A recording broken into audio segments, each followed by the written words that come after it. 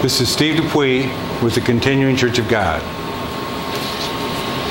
The Philadelphian portion of God's church is continuing to proclaim the gospel of the kingdom of God as a witness to all the world, as required by Matthew 24, verse 14. But we are also crying aloud, lifting our voice like a trumpet, and telling the house of Jacob their sins, as per Isaiah 58:1. Biblically speaking, as far as the time frame goes, as of January 1986, we have witnessed the emergence of the final church era spoken of in the book of Revelation, chapters 2 and 3. This is the era of the Laodicean church. Even though remnants of the Sardis and the Philadelphia era are still present, perhaps as well as some of the other eras, it is the characteristics of the Laodicean church that has dominance in the end times, culminating in the return of Jesus Christ and the beginning of the fulfillment of the Feast of Tabernacles, which is known as the 1,000-year millennium. The book of Revelation also refers to 7 seals that only the Lamb of God was qualified to open.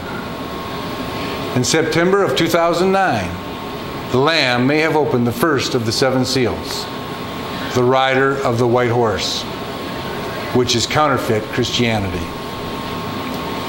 We have entered a period referred to in Matthew 24:8 as the beginning of sorrows. These sorrows are defined by the 4 seals of Revelation 6, verses 1 through 8. The sorrows will continue to get worse until we enter the period known as Jacob's trouble, spoken of in Jeremiah 30, verse 7. This begins when the Lamb opens the 5th seal of Revelation 6, verse 9. The opening of the 5th seal is the beginning of the Great Tribulation. All these are current events. But what happens next? What are some of the things we can look for that teach us the parable of the fig tree? Let's look at that scripture. Turn to Matthew 24, verse 32. Matthew 24, verse 32. Now learn this parable from the fig tree. When its branch has already become tender and puts forth leaves, you know that summer is near. In response to the questions asked in Matthew 24:3, Jesus is telling his disciples that there are certain events that will take place prior to the end of the church age and his return. We just mentioned some of those things that were prophesied to take place and have already taken place. Yet, there are more events Jesus revealed that must come to pass, so we will know summer is near, as the parable cautioned us. And that's what I want to study today. What happens next? Let's turn to Matthew 24, verses 4 through 8. And Jesus answered and said to them, "Take heed that no one deceives you. For many will come in my name, saying, 'I am the Christ,' and will deceive many. You will hear of wars and rumors of wars. See that you are not troubled, for all these things must come to pass, but the end is not yet. For nation will rise against nation, and kingdom against kingdom, and there will be famines, pestilences, and earthquakes in various places. All these are the beginning of sorrows." In verse 5, we read of false Christs deceiving many. In verse 6, we read of wars and rumors of wars. In verse 7, we read of pestilences and earthquakes. And in verse 8, we read that all these events are just the beginning of sorrows. Now let's turn to Revelation chapter 6, starting in verse 1. Revelation 6, verse 1. Now I saw when the Lamb opened one of the seals, and I heard one of the 4 living creatures saying, with a voice like thunder, "Come and see." This is the first seal that is opened and revealed by Jesus Christ. Now let's continue in verse 2 of Revelation 6. And I looked, and behold, a white horse. He who sat on it had a bow, and a crown was given to him. And he went out conquering and to conquer. The rider of the white horse represents a false god that conquers and subdues all the other false gods that are being worshipped by mankind. This seal seems to have been opened in September of 2009. This seal corresponds to the false Christs mentioned in Matthew 24, verse 5. The work of the rider of the white horse is not yet complete. Let's continue reading in verse 3. When he opened the second seal, I heard the second living creature saying, "Come and see." Another horse, fiery red, went out, and it was granted to the one who sat on it to take peace from the earth, and that people should kill one another. And there was given to him a great sword. This rider represents the wars and rumors of wars spoken of in Matthew 24, verse 6. This is the next seal that will be opened shortly. Let's continue reading verse 5. When he opened the third seal, I heard the third living creature say, "Come and see." So I looked, and behold, a black horse, and he who sat on it had a pair of scales in his hand. And I heard a voice in the midst of the four living creatures saying, "A quart of wheat for a denarius, and 3 quarts of barley for a denarius. And do not harm the oil and the wine." This rider represents scarcity of food and famine, and corresponds to the famine portion of Matthew 24, verse 7. Let's continue reading in Revelations chapter 6, verse 7. When he opened the fourth seal, I heard the voice of the fourth living creature saying, "Come and see." So I looked, and behold, a pale horse, and the name of him who sat on it was Death, and Hades followed him with him. And power was given to them over a fourth of the earth, to kill with sword, with hunger, with death, and by the beasts of the earth. The rider on this fourth horse is named Death. This rider adds pestilences to the sword and famine of the second and third horsemen. Pestilences will be delivered through the beasts of the earth. These beasts of the earth will be epidemics that are caused by viruses such as Ebola and malaria, and heretofore unknown diseases that will come as a result of sin, in addition to the millions of dead and decaying bodies.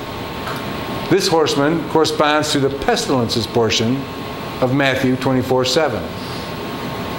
Once a horseman begins to ride, his ride will not fully end until the King of Kings and Lord of Lords puts an end to his ride at the start of the Feast of Tabernacles.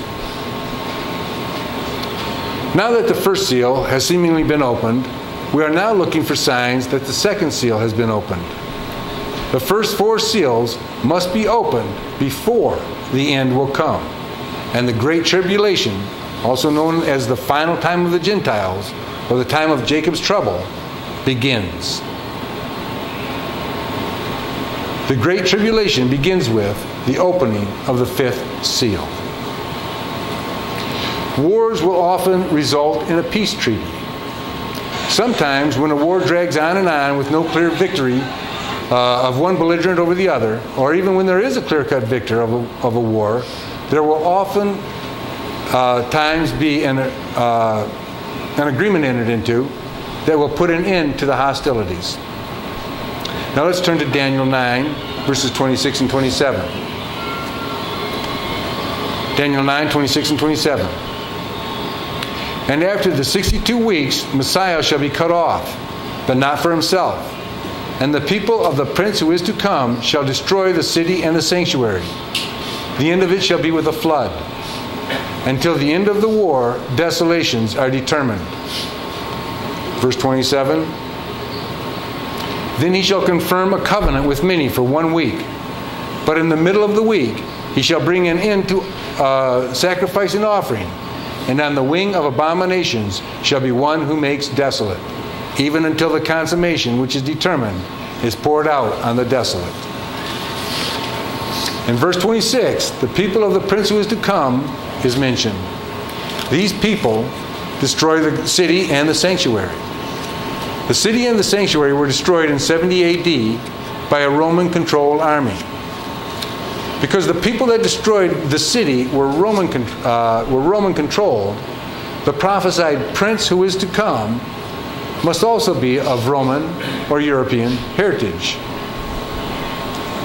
Verse 27 tells us that sometime in the near future, this European prince shall confirm a covenant with many for 1 week. The 7 days of one prophetic week is, because of additional scriptures, understood to be 7 years.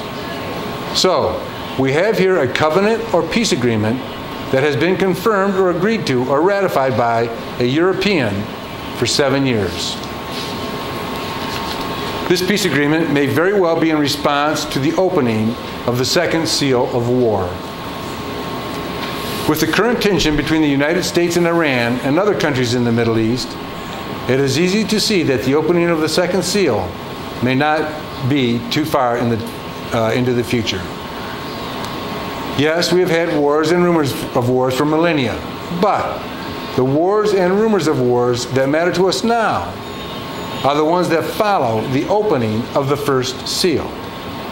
Everything must follow in the time sequence laid out by God, and the first seal could not be opened until after the 7th church era had come into prominence. Let's turn to Peter 3, verse 4. Peter 3, verse 4. 2 Peter 3, verse 4. And saying, where is the promise of his coming? For since the fathers fell asleep, all things continue as they were from the beginning of creation. This verse is telling us that we need to be aware of what happens next if we want to know that summer is near. When you include Cain murdering Abel, Nimrod, and all the other Baals that represents false Christianity, and history is full of recorded famines and earthquakes, then yes, there have been false Christ/gods, wars and rumors of wars, famines and earthquakes for almost 6,000 years. So, it was the occurrence of specific events in time sequence that told us the first seal had been opened, and it will be the specific events that follow the opening of the first seal that will tell us when the second seal has been opened. Let's watch for wars and rumors of wars that lead to the signing of a peace treaty. One of the parties of that peace treaty will be a European leader.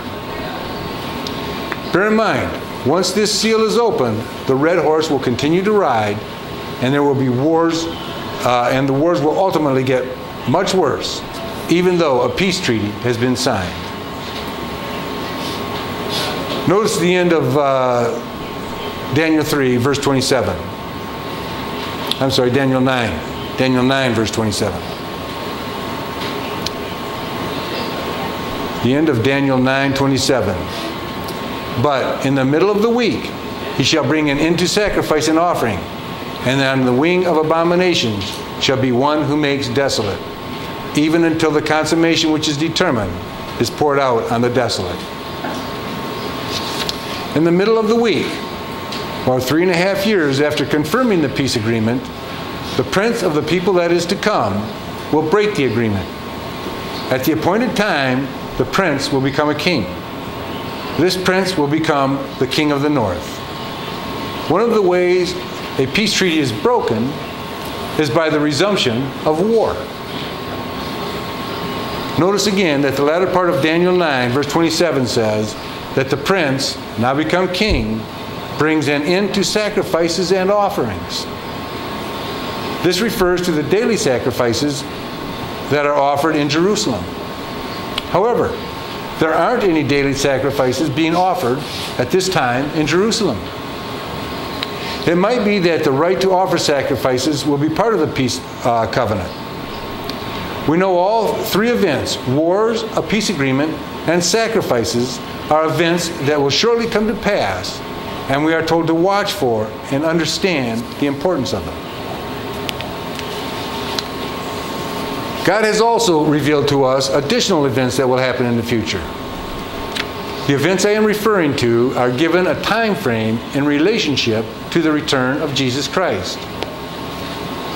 These events will occur a certain number of days before Jesus returns and the sanctuary is cleansed, as the Bible puts it in Daniel 8, verses 13 and 14. Let's look at 3 different numbered days in the book of Daniel. Let's start out by looking at the events that will occur prior to the end of the final time of the Gentiles. This is Daniel 12, verses 1 through 3. At that time, Michael shall stand up, the great prince who stands a watch over the sons of your people. And there shall be a time of trouble, such as never was since there was a nation, even to that time. And at that time your people shall be delivered, every one who is found written in the book. And many of those who sleep in the dust of earth shall awake, some to everlasting life, some to shame and everlasting contempt. Those who are wise shall shine like the brightness of the firmament, and those who turn many to righteousness like the stars forever and ever. Verse 1 describes the Great Tribulation. This is the time of trouble that never was since there was a nation. This begins in the middle of the week, when the king of the north breaks the covenant. Verse 2 describes 2 different resurrections. One resurrection describes those of us that run the race to the end and awake to everlasting life. The other resurrection describes those that have been called and chosen in this age and then committed the unpardonable sin. Those in that resurrection are described as waking to shame and everlasting contempt. Verse 3 describes the wise members of God's church from all eras. Now let's continue reading to understand the 3 different numbered days that describe certain other events that will take place at that time. Daniel 12, verses 4 through 12. Daniel 12, beginning in verse 4.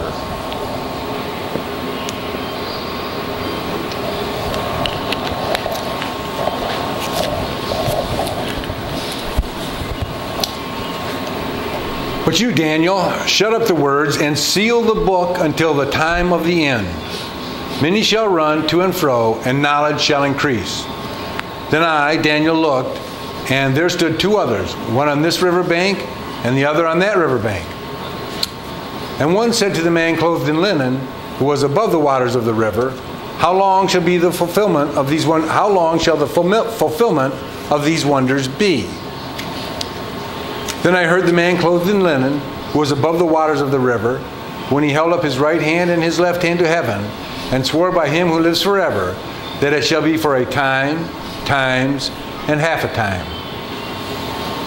And when the power of the holy people has been completely shattered, all these things shall be finished. Although I heard, I did not understand. Then I said, My Lord, what shall be the end of these things? Then he said, Go your way, Daniel, for the words are closed up and sealed till the time of the end. Many shall be purified, made white, and refined, but the wicked shall do wickedly, and none of the wicked shall understand, but the wise shall understand. And from the time that the daily sacrifice is taken away, and the abomination of desolation is set up, there shall be 1,290 days.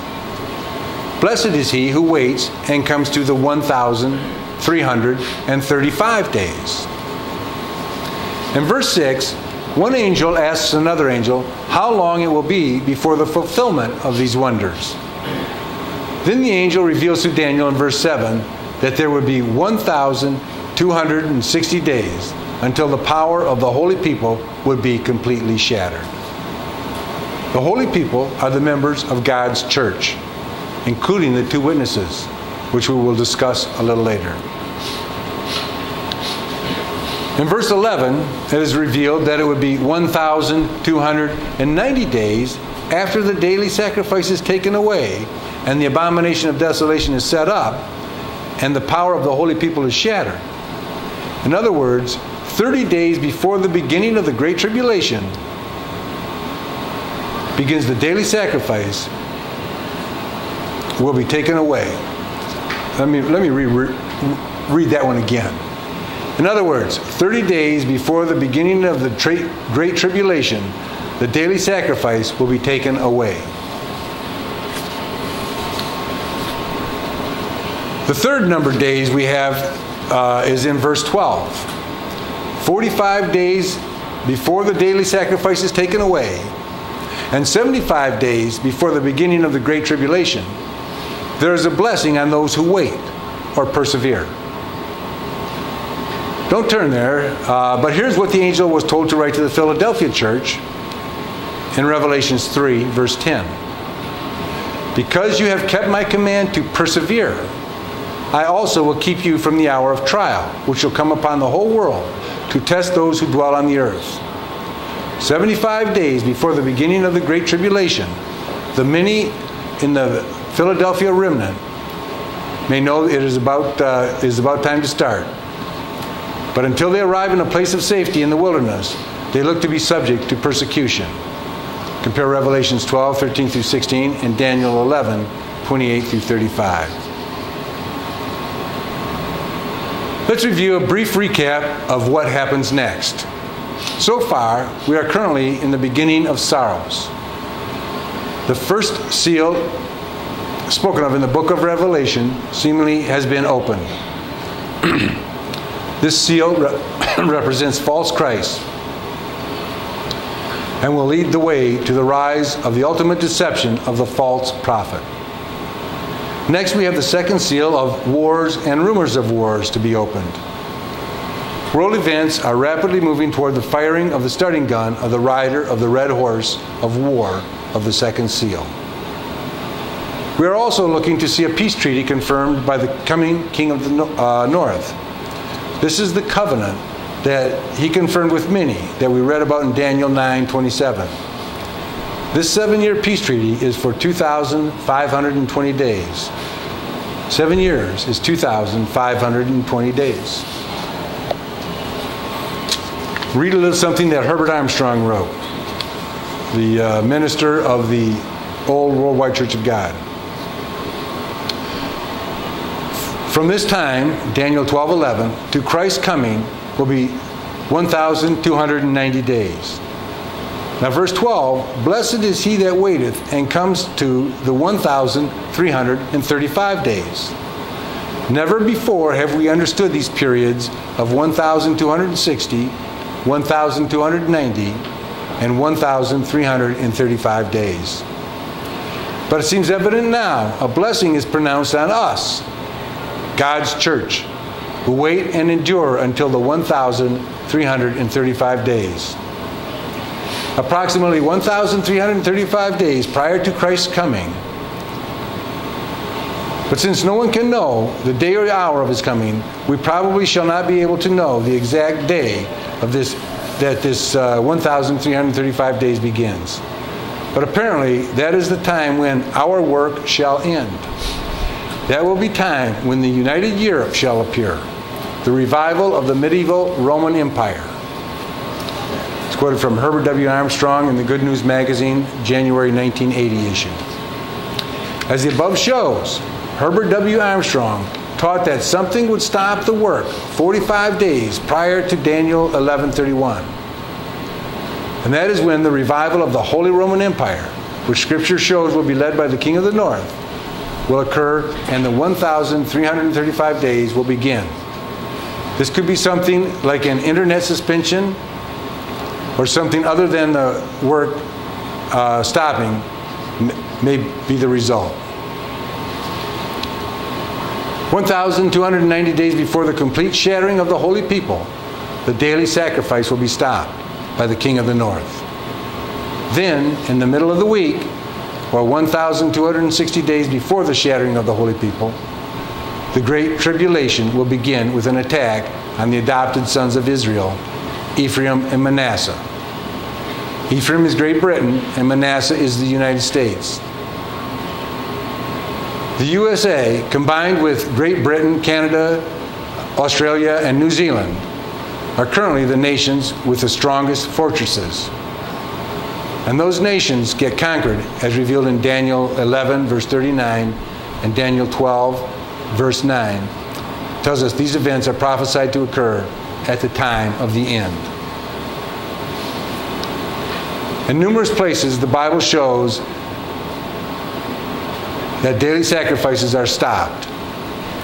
Daniel 9:27, 11:31, and 12:11. But they haven't started yet. In order for the king of the north to stop the daily sacrifices, they must first be started. When do they start? Remember, they are stopped 1,290 days before the cleansing of the temple is complete. Therefore, they must begin before then.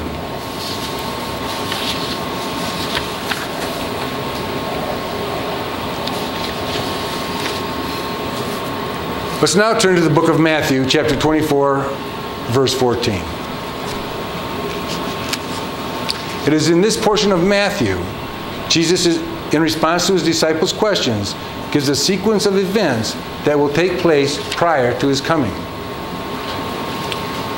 We'll read through verse 18. Matthew 24, verse 14. And this gospel of the kingdom will be preached in all the world as a witness to all the nations, and then the end will come. Therefore, when you see the abomination of desolation spoken of by Daniel the prophet standing in the holy place, whoever reads, let him understand. Then let those who are in Judea flee to the mountains. Let him who is on the housetop not go down to take anything out of his house. And let him who is in the field not go back to get his clothes. But woe to those who are pregnant and to those who are nursing babies in those days. And pray that your flight may not be in winter or on the Sabbath. For there will be great tribulation, such as has not been since the beginning of the world until this time, no, nor ever shall be. And unless those days were shortened, no flesh would be saved. But for the elect's sake, those days will be shortened. Starting in verse 14, we see that as soon as the gospel is preached to all the nations, the end will come.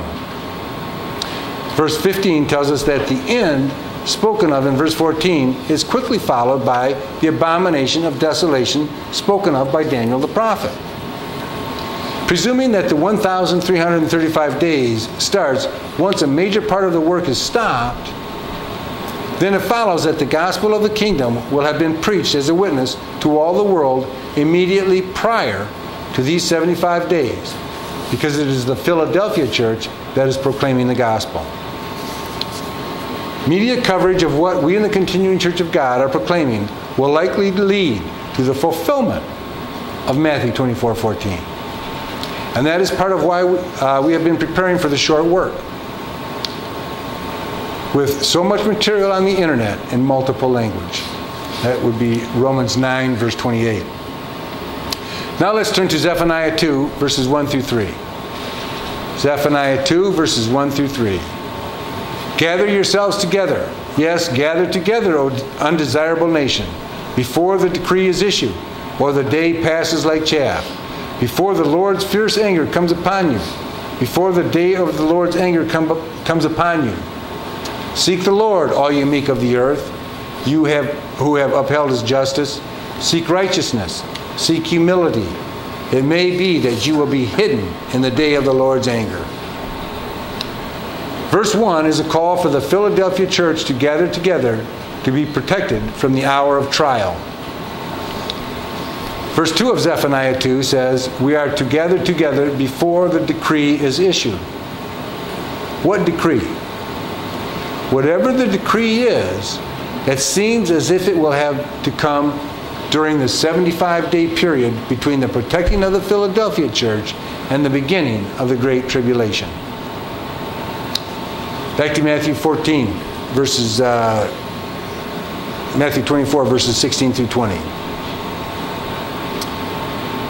Verses 16 through 20 are telling those that are in Judea to flee when they see this abomination of desolation. Verse 21 gives us the reason that those that are still in Judea should flee. For then there will be great tribulation, such as has not been since the beginning of the world until this time, no, nor ever shall be. After the gospel of the kingdom is preached to the world as a witness, the great tribulation begins. Most of the events we have been reading about lead up to the time spoken of in verse 21, specifically the great tribulation. When we first began our study today, we read about the first 4 seals mentioned in the book of Revelation. These 4 seals are often referred to as the 4 horsemen of the apocalypse. The first was the rider of the false Christ. The second was wars and rumors of wars. The third was famine, and the fourth was disease and death. Now let's turn to Revelation 6. Revelation chapter 6, verses 9 through 11.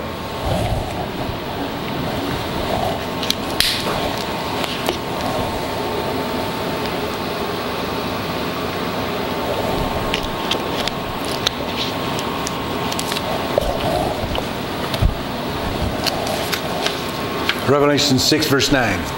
When he opened the 5th seal, I saw under the altar the souls of those who had been slain for the word of God and for the testimony which they held.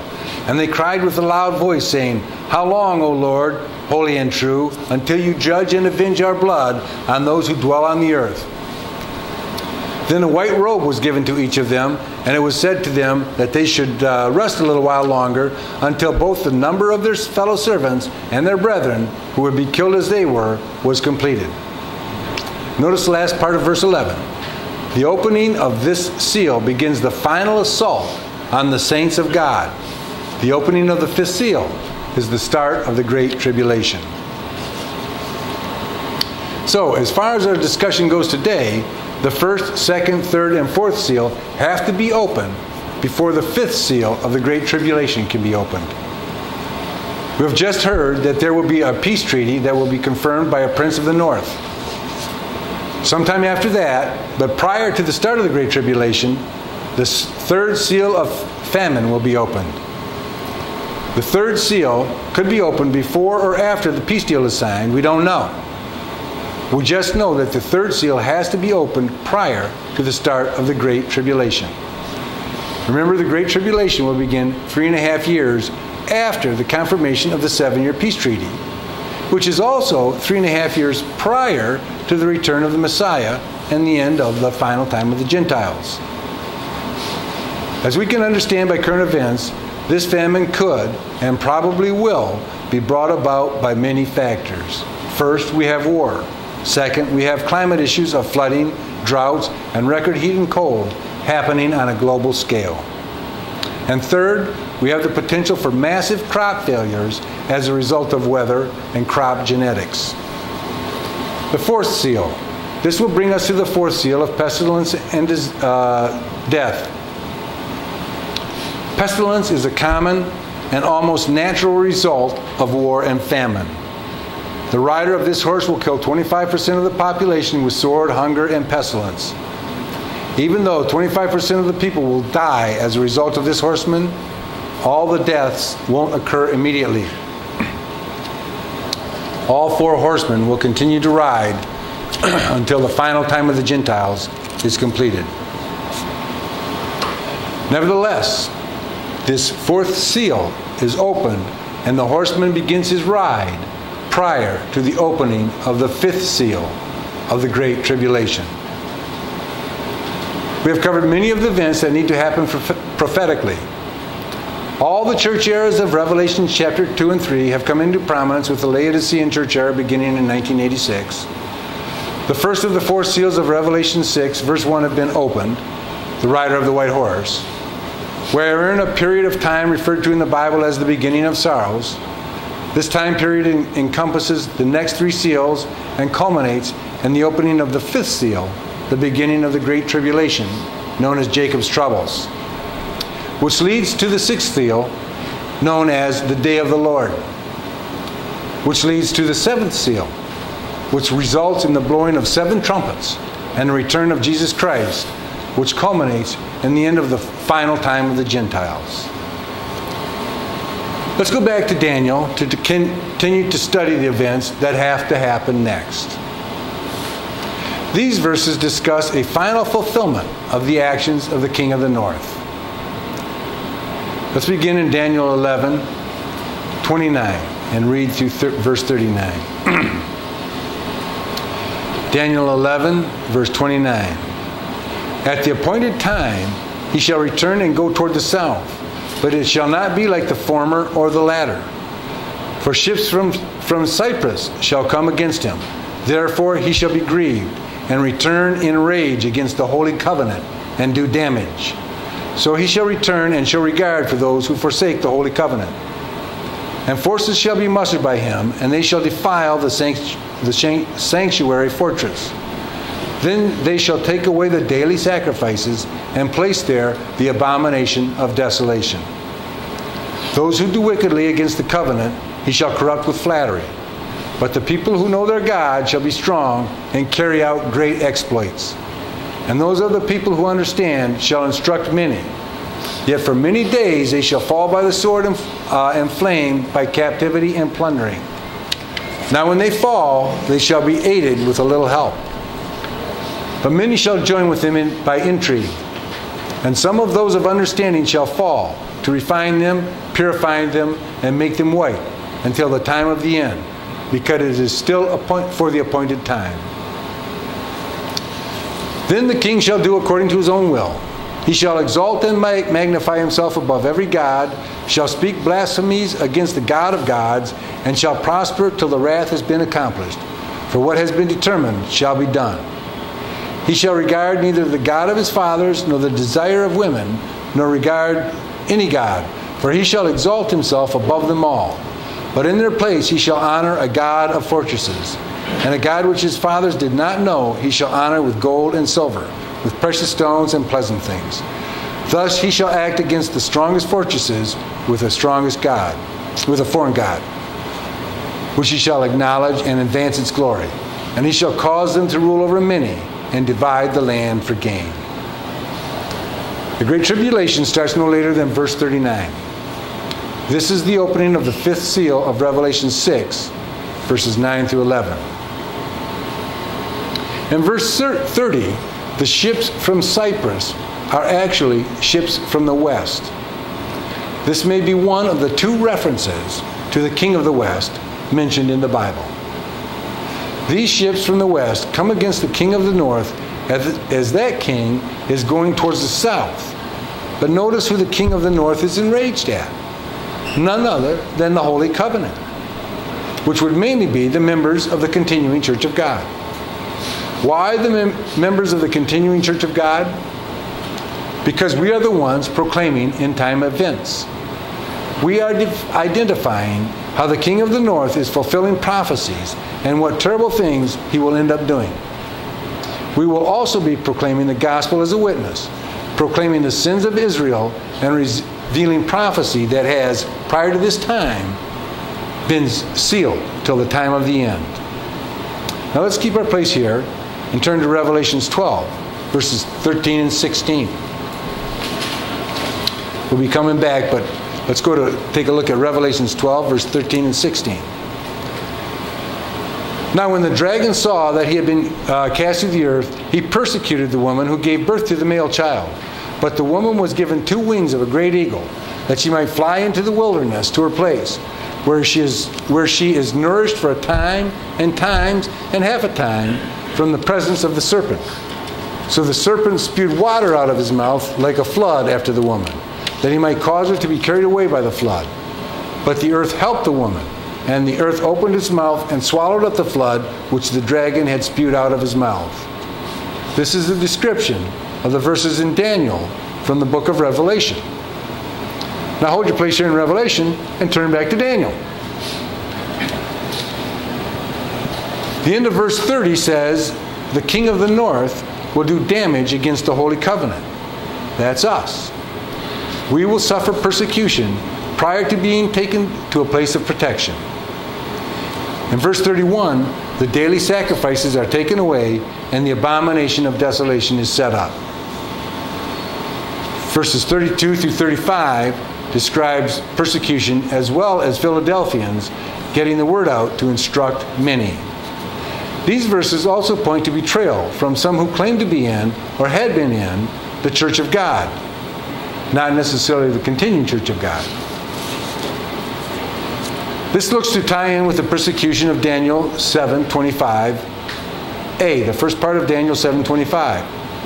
The book of Daniel shows a two-part persecution coming.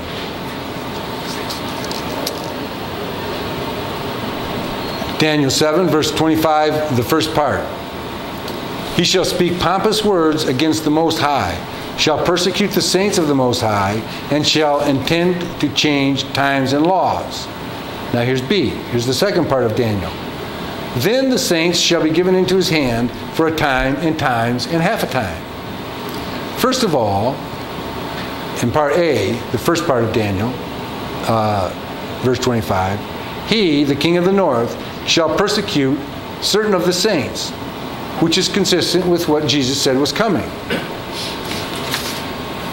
In Matthew 24:9-14, he says, Then they shall deliver you up to tribulation and kill you, and you will be hated by all nations for my name's sake. And then many will be offended and will betray one another and will hate one another. Then many false prophets will arise up and deceive many. And because lawlessness will abound, the love of many will grow cold. But he who endures to the end shall be saved. And this gospel of the kingdom shall be preached in all the world as a witness to all nations. Then the end will come. Much of the above will affect the Philadelphian Christians, but they will later be protected in the wilderness for a time, times, and half a time. At least many of the Philadelphians will be protected for a period of time, and half a times. That's in Daniel 7:25a. Some of the other eras may also be persecuted then, as Satan is against all of God's people. But the Philadelphians will flee and escape the sword.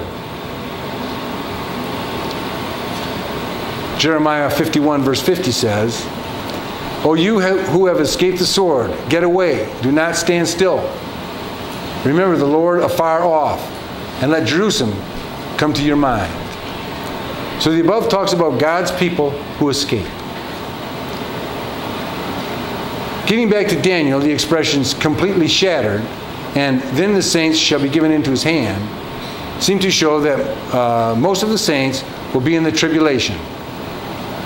We know this cannot mean all, because the book of Revelation says the Philadelphians will be kept from the hour of trial, protected from the presence of the serpent. God will in some way separate Christians then living when these terrible calamities finally come to be. Most likely because their lukewarm attitude prevents them from properly seeing their own problems, as well as how God was working with the Philadelphians. The Philadelphia Christians will be protected from the tribulation. Most of the rest of the real Christians, however, will not be. The Bible shows that the king of the north is not done persecuting the saints of the churches of God. Let's go back to Revelations and read about this event in verse 17 of chapter 12. And the dragon was enraged with the woman, and he went to make war with the rest of her offspring, who keep the commandments of God and have the testimony of Jesus Christ. These are our brothers and sisters that will be joining us in the first resurrection spoken of in Revelations 20, verse 4 through 6. Now back to Daniel. I realize we are jumping back and forth between the books of Matthew, Daniel, and Revelation, but they all tie together. We can pick up here a little, there a little, from each book to get a clearer understanding of what happens next. The Bible reveals another event that will be taking place when the persecutions of the saints is taking place. Let's look at Revelations 11, verses 1 through 6. Revelations 11, verse 1 through 6. Then I was given a reed like a measuring rod, and the angel stood saying, Rise and measure the temple of God, the altar, and those who worship there. But leave out the court which is outside the temple, and do not measure it. For it has been given to the Gentiles, and they will tread the holy city underfoot for 42 months. And I will give power to my 2 witnesses, and they will prophesy 1,260 days, clothed in sackcloth. These are the 2 olive trees and the 2 lampstands standing before the God of the earth. And if anyone wants to harm them, fire proceeds from their mouth and devours their enemies. And if anyone wants to harm them, he must be killed in this manner. These have power to shut heaven so that no rain falls in the days of their prophecy, and they have power over waters to turn them into blood, and to strike with the earth with all plagues as often as they desire. These 2 witnesses of God may, and I stress the word may, offer little help to the saints of the churches of God. But sadly, the non-Philadelphians will not accept who the 2 witnesses are until it is too late. I'm mentioning this because the appearance of these 2 witnesses is also an event that must still take place that we should watch for. These 2 witnesses are probably alive today, and we may know one or both of them right now. Now let's go back to Daniel 11. Verses 36 through 38 describe the attitude and behavior of the king of the north. Now notice additional actions the king of the north takes in verse 39. The king of the north actually attacks the nations with the strongest fortresses. We've been looking at scriptures that describe events that must take place that Jesus Christ has warned us to watch for. This warning is expressed in Matthew 24:32, Mark 13:28, and Luke 21:30. When these events take place, we will know that summer is near. All the events that have been revealed to us in the verses we have been studying show us that we are very close to the beginning of the Great Tribulation. Therefore, we can look around the world to determine just what nation or nations has the strongest fortresses. As it turns out, the strongest fortresses are maintained primarily by the United States, which is Manasseh, along with his older brother Ephraim, Great Britain. Daniel 11, verse 39, is the last indirect reference to the king of the west. The end of verse 39 tells us that the outcome will be, what the outcome will be when the king of the north acts against the strongest fortresses. He will divide the land for gain. This tells us that the attack is successful. Great Britain and the United States are defeated in a military battle they may not have even known was coming.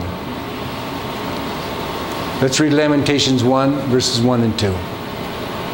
How lonely sits the city that was full of people. How like a widow is she, who was great among the nations. The princess among the provinces has become a slave. She weeps bitterly in the night. Her tears are on her cheeks. Among all her lovers, she has none to comfort her.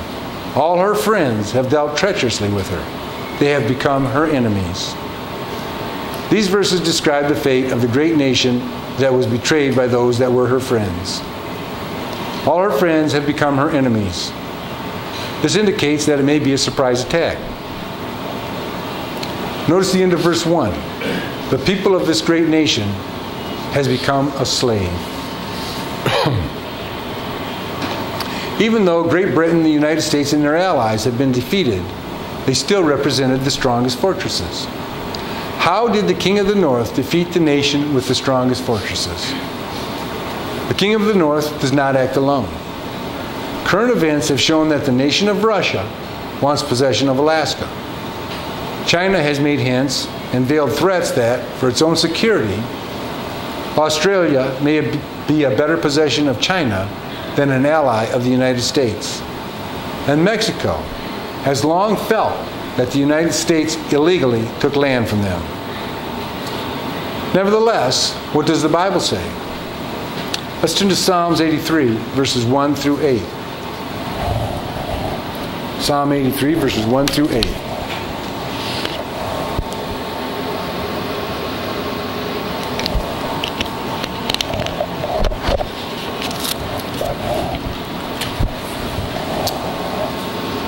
Do not keep silent, O God. Do not hold your peace, and do not be still, O God. For behold, your enemies make a tumult, and those who hate you have lifted up their head. They have taken crafty counsel against your people and consulted together against your sheltered ones. They have said, come, and let us cut them off from being a nation, that the name of Israel may be remembered no more. For they have consulted together with one consent. They form a confederacy against you. The tents of Edom and the Ishmaelites, Moab and the Hagarites, Jebal, Ammon, and Amalek, Philistia, and the inhabitants of Tyre. Assyria also has joined with them. They have helped the children of Lot. Assyria, mentioned in verse 8, is modern-day Germany, a powerful and influential country in the European Union. It is the leader from this European Union that will become the king of the north. Most of the others are Arabs and Turks. Crafty counsel suggests a conspiracy against places like the USA and may well involve terrorism. Terrorism would not only potentially weaken the USA, UK, and Canada, it would also confuse government officials as to what enemy they are really dealing with. This would therefore make an unexpected attack by the king of the north more of a surprise. Now going back to the last part of Daniel 11, verse 39. And divide the land for gain. The lands given to Ephraim and Manasseh will be divided among the nations that help the king of the north defeat the nation or nations with the strongest fortresses. Russia may get Alaska, China may get Australia, and Mexico may get a southwestern portion of the United States. It may be that the king of the north keeps Great Britain for its own, thus reversing the recent Brexit, and perhaps Northern Ireland to the Irish, who will be under the control of the king of the north. But what later happens to the nations mentioned in Psalm 83? Many of those countries make up the countries that are led by the king of the south. So let's continue reading Daniel 11, verses 40 through 44. At the time of the end, the king of the south shall attack him, and the king of the north shall come against him like a whirlwind, with chariots, horsemen, and with many ships. And he shall enter the countries, overwhelm them, and pass through. He shall also enter the glorious land, and many countries shall be overthrown. But they shall escape from his hand. But these shall escape from his hand: Edom, Moab, and the prominent people of Ammon. He shall stretch out his hand against the countries, and the land of Egypt shall not escape. He shall have power over the treasures of gold and silver, and over all the precious things of Egypt. Also the Libyans and Ethiopians shall follow at his heels. Both the king of the north and the king of the south want world domination. In addition, the nations of the king of the south have a philosophical outlook that is totally different than that of the king of the north. In Amos 3, verse 3, God tells us that two cannot walk together unless they be agreed. In these verses, it is revealed that the king of the south is destroyed as a power. However, their lands are not mentioned as being divided for gain. Daniel 11:39 describes the beginning of World War III.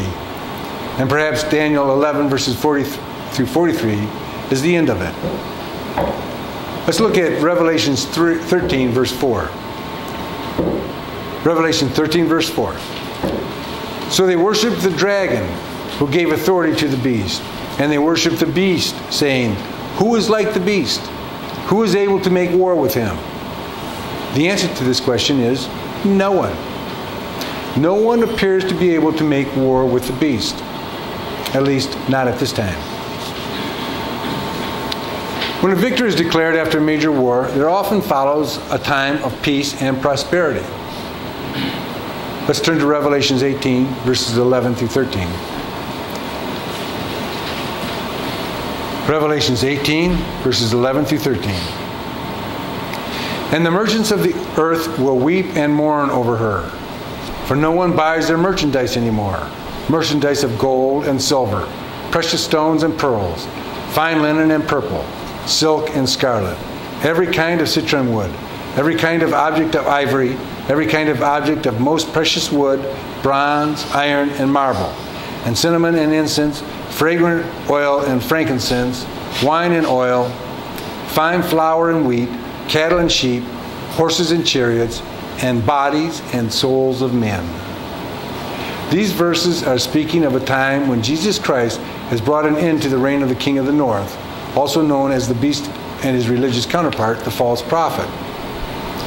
But notice, prior to that end, the merchants of the earth were growing wealthy, trading with each other and the king of the north and the beast. Look at the end of verse 13. The merchants of the earth were doing business for the souls of men. These are slaves that were taken captive from the defeat of the United States and Great Britain, as well as from Canada, Australia, and New Zealand. However, this temporal peace will not last. Before Jesus destroys the king of the north and the false prophet, who is the ultimate rider of the white horse of the first seal, the king of the north has another battle to face with some more human combatants. Let's look back to Daniel 11 and continue reading in verse 44. Daniel 11, verse 44 and 45. But news from the east and the north shall trouble him. Therefore he shall go out with great fury to destroy and annihilate many. And he shall plant his tent, the tents of his palace between the seas and the glorious holy mountain. Yet he shall come to his end, and no one will help him. Here's a description of an army that is comprised of people that are located east and north of the king of the north. It is obvious that news from the north will not trouble the king of the north if it refers to the area he is king of. Therefore, the news must be from an area north of the king's domain. Notice the end of verse 45. No one will help the king when he comes to his end. The king's end will not come from this new threat, although this new threat will inflict damage on the king of the north. The king's final end will come when he is thrown into the lake of fire at the return of Jesus Christ. This will be the end of the final time of the Gentiles. But let's look at why news from the north and east troubles the king of the north so much. Let's turn to Revelations 9, verses 13 through 19. Then the sixth angel sounded, and I heard a voice from the four horns of the golden altar which is before God, saying to the sixth angel who had the trumpet, Release the four angels who are bound at the great river Euphrates. So the four angels who had been prepared for the hour and day and month and year were released to kill a third of mankind. Now the number of the army of the horsemen was 200 million. I heard the number of them.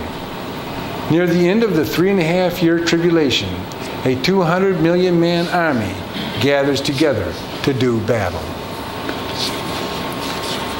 Let's turn to Revelation 16, verse 12, to see the culmination of these events that result in the end of the Great Tribulation and the final time of the Gentiles. Revelation 16, verse 12 through 14. Then the sixth angel poured out his bowl on the great river Euphrates, and its water was dried up, so that the way of the kings from the east might be prepared. And I saw 3 unclean spirits like frogs coming out of the mouth of the dragon, out of the mouth of the beast, and out of the mouth of the false prophet. For they are spirits of demons performing signs which go out to the kings of the earth and of the whole world to gather them to the battle of that great day of God Almighty. In verse 13, there are 3 unclean spirits that perform great signs and wonders that go out and deceive all kings of the earth, not only the king of the north and the kings of the east and the kings of the south, but all nations of the earth, to draw them into battle against their only hope of salvation. The result of this battle is the end of the final time of the Gentiles and the beginning of the 1,000-year millennial reign, which is the Feast of Tabernacles pictures. Let's read the next verse of Revelation 16 to see what Jesus tells us right after the battle of Armageddon is described. Revelation 16, verse 15. Behold, I am coming as a thief. Blessed is he who watches and keeps his garments, lest he walk naked and they see his shame. In summary, some of these future events we will be looking at to occur shortly are the opening of the second seal, the rider of the red horse of wars and rumors of wars will occur shortly. Perhaps soon we will see a treaty confirmed by the Prince of the North for 7 years. At some point in time, prior to 1,290 days before the cleansing of the temple, animal sacrifices are allowed in Jerusalem. At some point following the opening of the second seal, but prior to the start of the Great Tribulation, the third seal of famine is opened.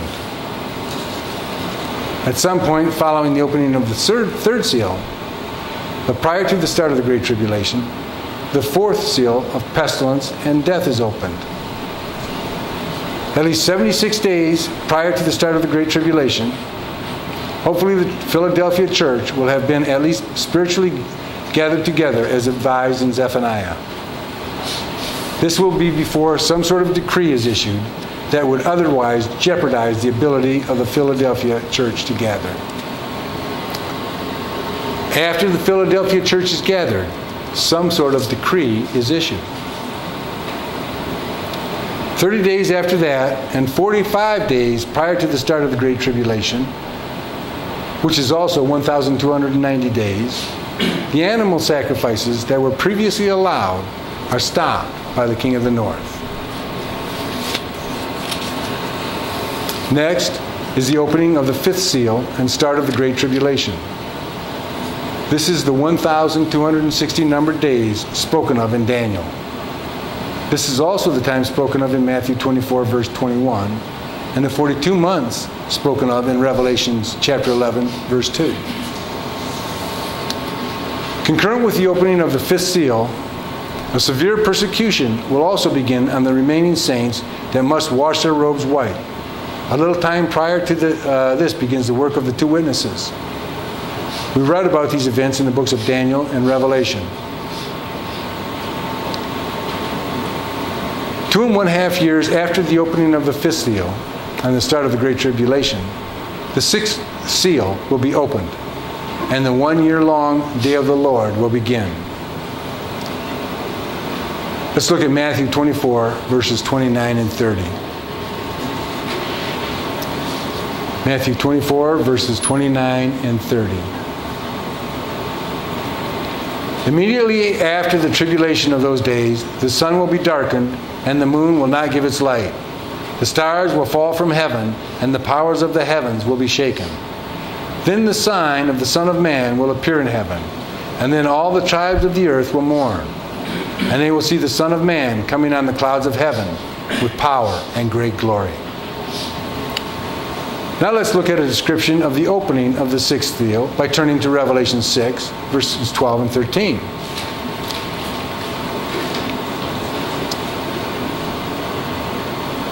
I looked, and when he opened the sixth seal, and behold, there was a great earthquake, and the sun became black as sackcloth of hair, and the moon became like blood, and the stars of heaven fell to the earth, as the fig tree drops its late figs when it is shaken by a mighty wind. So we see the opening of the sixth seal immediately follows the Great Tribulation. 1 year after opening the sixth seal, the seventh seal will be opened, which begins the blowing of 7 trumpets, which brings the wrath of God on all mankind. This is described in Revelations 8, verses 1 and 2. When he opened the seventh seal, there was silence in heaven for about half an hour. And I saw the 7 angels who stand before God, and to them were given 7 trumpets.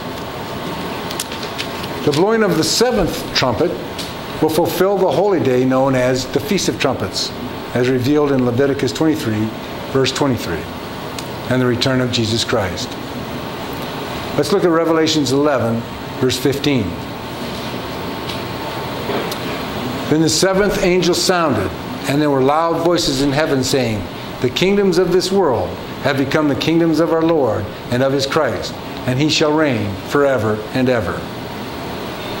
The blowing of the seventh trumpet brings the 7 bowls of wrath, of the final wrath of God. This is in Revelations 15, verses 5 through 7. After these things I looked, and behold, the temple of the tabernacle of the testimony in heaven was opened. And out of the temple came the 7 angels, having the 7 plagues, clothed in pure bright linen, and having their chests girded with golden bands. Then one of the 4 living creatures gave to the 7 angels 7 golden bowls full of the wrath of God, who lives forever and ever.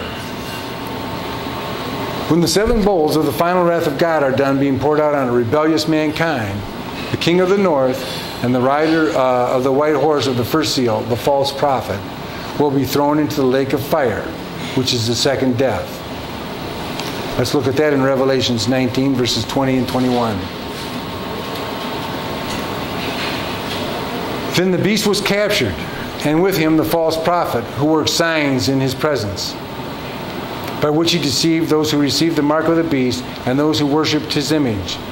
These 2 were cast alive into the lake of fire, burning with brimstone.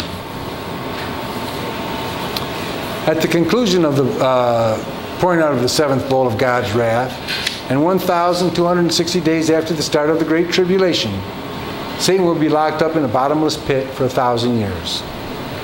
This will fulfill the holy day known as the Day of Atonement, as revealed in Leviticus chapter 23, verse 26. Let's look at Revelations 20, verses 1 and 2.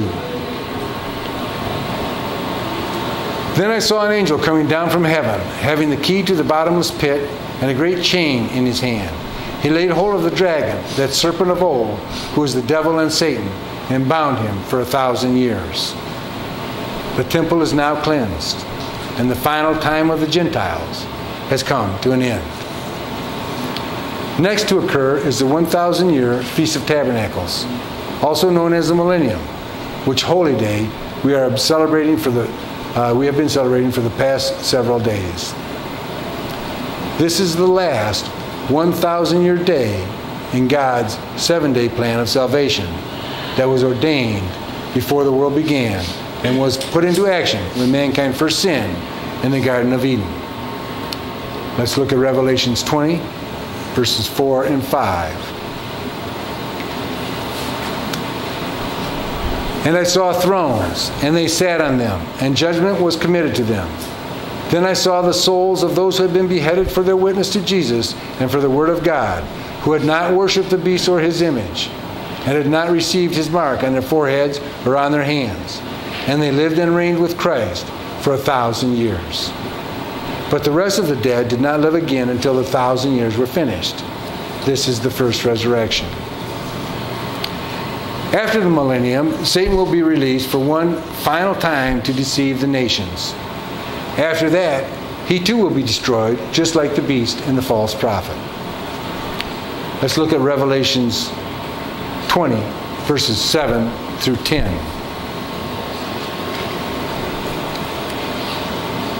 Now, when the 1,000 years have expired, Satan will be released from his prison and will go out to deceive the nations which are in the 4 corners of the earth, Gog and Magog, to gather them together to battle, whose number is as the sand of the sea.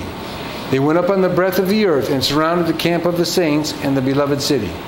And fire came down from God out of heaven and devoured them.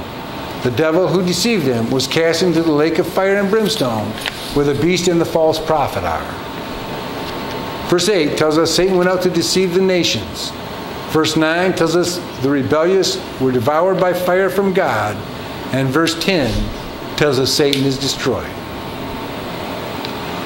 The final event we will be looking forward to in this study is the holy day referred to as the last great day, as revealed in Leviticus 23, verse 36.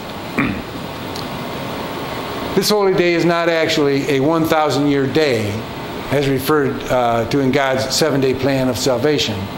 This day refers to an event that occurs at the end of the Feast of Tabernacles and results in the resurrection of all people that ever lived, that ever died during the previous 7,000 years that were not part of the first resurrection that occurred with the return of Jesus Christ. And it lasts 100 years. Let's turn to Revelations 20, verses 11 and 12.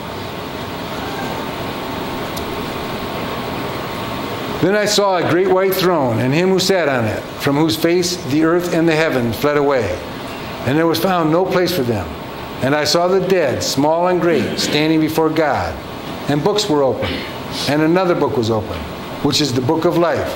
And the dead were judged according to their works, by the things which were written in the books. The first death is destroyed in the lake of fire. The lake of fire represents total destruction. There is no return from the second death. The first death, which is physical, from which there is a resurrection, has been destroyed. There remains only a second death. In other words, from this point on, all sinners will be totally destroyed with no chance of a resurrection to life. Let's look at Revelations 20, verse 14.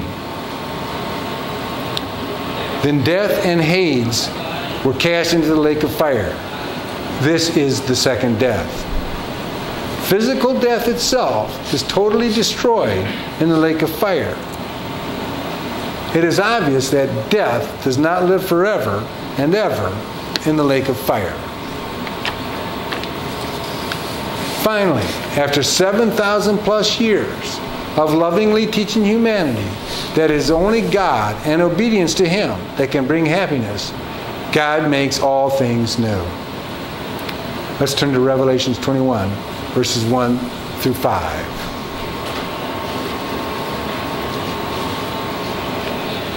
Now I saw a new heaven and a new earth, for the first heaven and the first earth had passed away. Also there was no more sea. Then I, John, saw the holy city, New Jerusalem, coming down out of heaven from God, prepared as a bride adorned for her husband. And I heard a loud voice from heaven saying, Behold, the tabernacle of God is with men, and He will dwell with them, and they shall be His people. God Himself will be with them and be their God. And God will wipe away every tear from their eyes.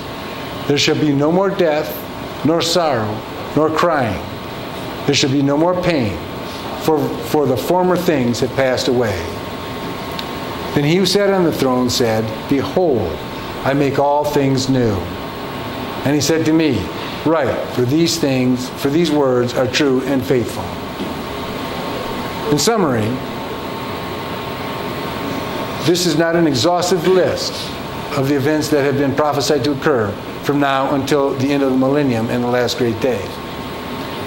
However, it is a good overview from which we can continue our studies.